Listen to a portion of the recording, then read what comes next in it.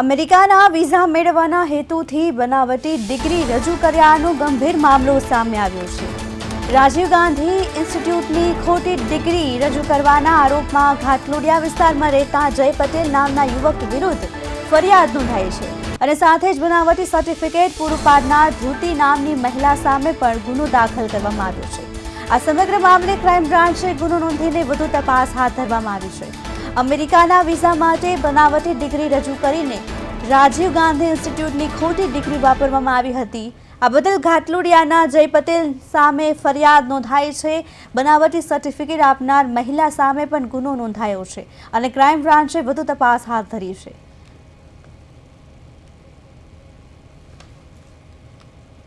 અમેરિકાના વિઝા માટે બનાવટી ડિગ્રી રજૂ કર્યાનો કેસ સામે આવ્યો છે, જેમાં રાજીવ ગાંધી ઇન્સ્ટિટ્યૂટની ખોટી ડિગ્રીનો ઉપયોગ કરાતો હતો।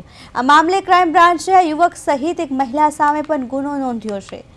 ઘાટલોડિયા વિસ્તારના જય પટેલ નામના શખ્સ સામે ક્રાઇમ બ્રાન્ચે તપાસ શરૂ કરી છે, જેમાં ઇન્સ્ટિટ્યૂટની ખોટી ડિગ્રી વાપરી હતી, જે બદલ જય પટેલની અટકાયત કરવામાં આવી છે અને અમેરિકાના વિઝા માટે બનાવટી ડિગ્રી રજૂ કરાતી હતી।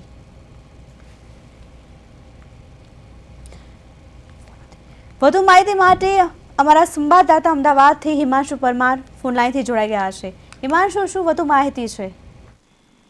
ચોક્કસથી પ્રિયલ, અમેરિકાના વિઝા મેળવવા માટે જે લોકો છે એ ઘણા પ્રકારના કિમિયા અપનાવતા હોય છે, જેમાં એક ખાસ પ્રકારનો જે કિસ્સો છે તે સામે આવ્યો છે, જેમાં અમેરિકાના વિઝા મેળવવા માટે જે બનાવટી ડિગ્રી છે તે રજૂ કરવામાં આવી હતી। જે ડિગ્રી છે તે રાજીવ ગાંધી ઇન્સ્ટિટ્યૂટની જે બનાવટી ડિગ્રી રજૂ કરતા જે છે ફરિયાદ નોંધાવવામાં આવી છે। જય પટેલ નામના જે ઘાટોડિયાના જે યુવક છે તેમની વિરુદ્ધ જે ફરિયાદ નોંધાઈ છે, બનાવટી સર્ટિફિકેટ આપનાર ધૃતિ નામની જે મહિલા છે તેની ઉપર પણ જે ફરિયાદ છે તે નોંધાઈ છે।